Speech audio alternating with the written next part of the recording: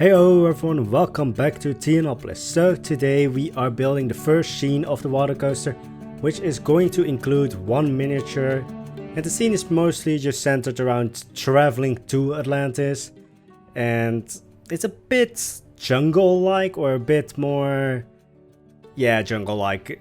I don't think I can find a better word for it. It's just a little bit more nature feeling, and it draws heavy inspiration from the jungle scene in Fata Morgana, which I really like, and that's also where the idea of the miniature came from. But also the miniature was a bit needed, because otherwise it would just be like, what is the importance of this scene? But first off, we start with basically the gates or the doors into and out of the scene. Well, this one is out of the scene because the scene is actually pretty small. I wanted the scene to be actually larger, that it would be halfway this water section, but then I thought the next scene is going to need some effects, needs some more building up, as it were. So the jungle scene, or the traveling to Atlantis scene, was really shortened by the next scene. But for this scene, when it comes to miniatures, it's actually pretty hard to build them, because Planet Coaster is really just built to make things big, so making a miniature is kind of difficult. Also, making it somewhat believable is even more difficult, because you do have to use perspective and a little bit of mind-boggling trickery to make it look like it's actually something that looks farther away than it really is, because it's just, I want the miniature to really look like, oh, that's Atlantis in the distance, and not like, oh, that's just a miniature thing that's right next to you, which it actually is. But you don't want that feeling or that idea to really pop up. Also, because the scene is so small and short, actually, it works in the favor of that miniature, because you don't actually have the time to actually really think about is that really far away or really close by? It's really just quickly passing by it and just giving you a little bit of an idea. But for the rest of the scene, I wanted to, as I said, have this more jungle vibe, this slightly more tropical vibe than Theonopolis itself has. So there will not be any ash trees, there will be those poplar trees, just because I really like how they look. But the rest is mostly going to be palm trees, and of course a lot of shrubbery, just so that you can also hide the miniature later on. But I wanted to have a little bit more of a tropical feel, because most stories put Atlantis in the Atlantic Ocean, which not really how I take it, but it's still a little bit more fun to make it a little bit more, not really sure where it is. Though the story that I did really pick up on when it came to building Atlantis, as it were, or the idea behind it, was more of how do I say this? So more of Atlantis, well, obviously, or almost obviously, I'm 99% sure Atlantis didn't exist. It was basically just a cautionary tale of pride and greed, but I'm going to go more into that in the next video, actually. I did say in the last video, I'm going to talk more about the story of Atlantis in this video, but really, when I look at what I've built so far, talking about the story of Atlantis actually fits in more with the next video, or what I'm going to do next, which is another miniature, but also I'm not showing how I built that miniature, because you can see it in this video already, how you need to use small pieces that look a little bit more blockish. And it's actually, when it comes to pieces, as soon as you found a piece that works, you well, I just kept repeating it and just, you know, you want to have that blocky feel, because when it's from a distance, of course, details on buildings aren't going to be shown.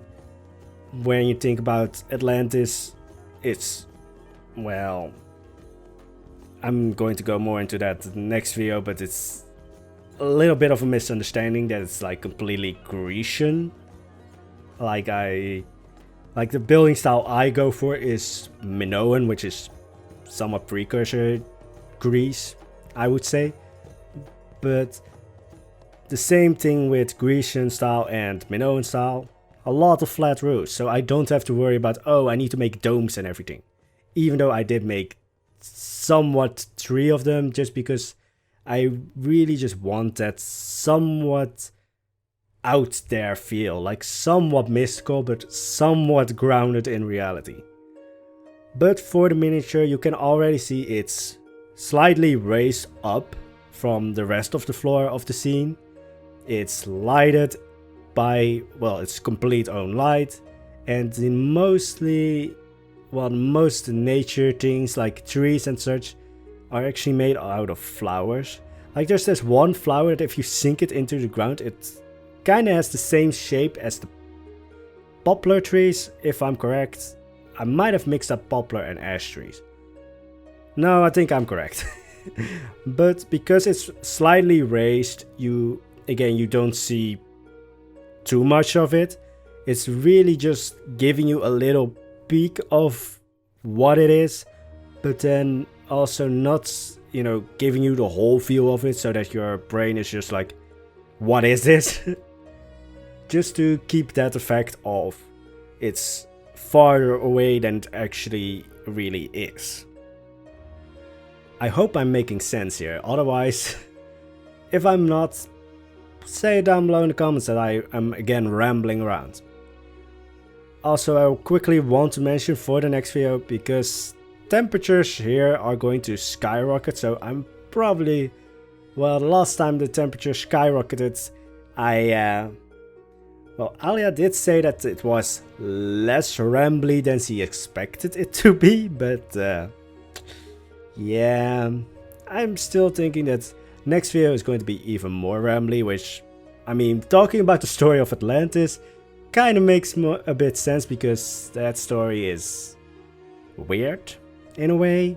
Like, it's a mythological Grecian story, so of course it's going to be weird. Of course again, gods are complete assholes, but let's get back into building what we're building right now. So back to the miniature, because that's basically what this whole video is going to be about. It's again framed so that's a little bit even more obscuring to hide the fact that it's like really close by. So it's really slightly giving you the feel actually that you are actually in a cave yourself, or just you're looking through an arch and you see Atlantis in the distance. I didn't really want to go really water heavy with the theming of Atlantis, or basically this entire scene, because I just I see the connection of course with Atlantis and water, but I mean the entire coaster is going to be, well, it's a water coaster, and there is 2 scenes actually, yeah, 2 scenes that are going to be very themed to water. So I was just like, making this scene completely related to water would just be a bit overkill in my mind. But quickly adding some braziers to the gate to the next scene, basically, because I wanted to just have some, the scene is very dark, but when you come to this gate, I wanted to quickly let it light up, so that you are actually, again, your attention is quickly diverted away from the miniature as you get closer to it.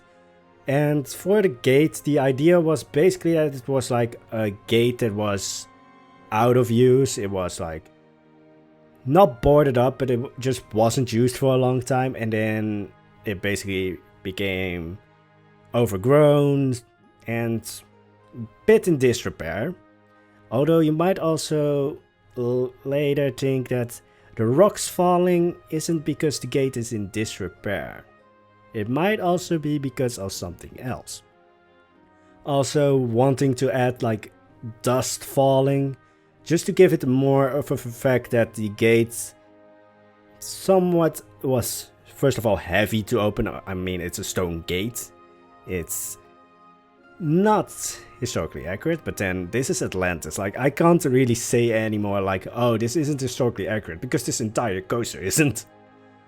But for the braziers, I did put out every one of those torches besides one, because otherwise the scene would be too bright. Again, for the miniature, you want to have it a little bit obscured, like you give a little peek of it. But if the scene was too light, you would immediately see, oh, these are just blocks. So I really hope that the miniature works from what I can see, because, I mean, I ride this coaster like 10 times a day just to check if everything is correct and everything is working. I might be losing my mind later on. I mean, like, it's not even warm yet, but I'm already losing my mind. I'm just very happy with how the scene turned out, even though it's mostly just plants and such. With that miniature, it really becomes a bit of its own, but you can still really see the, you know, the inspiration that came from Fata Morgana in the Efteling. Although in Fata Morgana, it's basically, it looks a bit more like Rudy's miniature, like a round city thingy. And I did look actually back on Rudy's miniature from that name. I'm not going to be able to pronounce it, so I'm not even going to try. But the Arabian area, when Rudy was building one with, well, building a water coaster with a miniature, it did have the miniature like complete front and center, which I get that is what he was going for, so, but that wouldn't really have worked in this, because, well, you would immediately see like, oh, it's a miniature, and I want to really bring forth the idea of like, oh, that's the city in the distance. But we're also laying out the, well, layout of the next scene in this video, because, yeah, the first scene was actually quite quickly built. Like, I had a strong idea of like, alright, I want to do this and this. But for this scene, this is basically, you are in Atlantis. Like, you travel through the gate and now you're in Atlantis and shit is about to go down. Well, we're actually not going to see that in this video, because this video is really based surrounding that first miniature. So now we're only building the layout of the next scene. I did lay out or place a lot of these blackout screens, which, if I'm right, Monster Party also alerted me to these. I did want to use these for the other dark ride, the Medusa themed dark ride that was supposed to go on the other side of the park, which was replaced with the Odeon as soon as we returned back to Theonopolis from Verdian. But in a way, these blackout screens, or not screens, walls, do work, because they make an area completely black, but they don't work in that they like cancel out all of the sunlight. When it's daytime, this area, or these walls or blocks, look actually quite weird, because there's all this light, but it's not, you know, reflected or seen on these blocks. But if you place something next to it, you can easily see like, oh yeah, the light is going through this. So for the dark ride sections, I'm going to use a combination of these blackout panels, covering it in, basically in, well, the blackout panels, but they also work kind of similar to the normal building blocks in Planko. But I'm also going to mostly bury it beneath the earth, because that's the most effective way to make a scene dark. But for the scene, yeah, it's mostly just sort of like marketplacey, or it's going to be. but the layout was pretty easy actually to build, because with the layout of a scene, you can really easily direct the attention of whoever is going through that scene. Like if you place a building very close to the boat now, and you get the buildings on the other side to be pushed farther back than the other side, so that one side of the buildings is really close and the other side has a lot of space. If you put a scene on the other side, you just instinctively know as a guest or as a rider that you're supposed to look at the area where there's a bit more space. Also, if you make the building that's really close by not that heavily themed or not that heavily detailed, also works in your favor. So most of the time in whatever I'm building in this coaster, it's really just about like forcing your attention to go someplace. But also after building, I have built quite a lot already of this scene, but after building it, you really need to actually ride this ride 2 times, because I went a little bit crazy. But that's something for the next video. I'm not going to spoil it too much, but in the next video I will talk more about the story, because it makes a bit more sense to talk about the story in the next video because of what I'm building. But also I'm going to talk a bit more about basically this entire scene and what went into it. But I think this is one of the last things you see me build, these pillars, which do signify where the next miniature is going to be. Which I'm not going to build on screen, because it's actually easier built than the first miniature. Like Atlantis in the distance was a lot harder to build, because you need to have a real thought process going behind it to make a block look like a building. But for the next miniature, it's a little bit easier. Yeah, I'm really close to spoiling what I'm going to build in the next episode, so I'm going to leave that right there. So you might have actually already seen that one of the buildings in the circle, or where you go around to the next gate, is actually sticking out. This is actually thought through. Like, this is not just like, oh, I want it to be a little bit chaotic. This is actually built so that there's a little bit of like an unseen or not so really big feeling transitional or wall between 2 scenes, because we have one scene at the start on the right, but we have another scene on the left further on. So again, a lot of these buildings are placed really with the thought of like dividing or focusing the attention of whoever is watching. But that's going to be it for today. I hope you have an amazing day. I hope you have liked this video, and I hope to see you back in the next one. Also quickly hope you enjoyed the screenshot of what we've built today, and bye bye!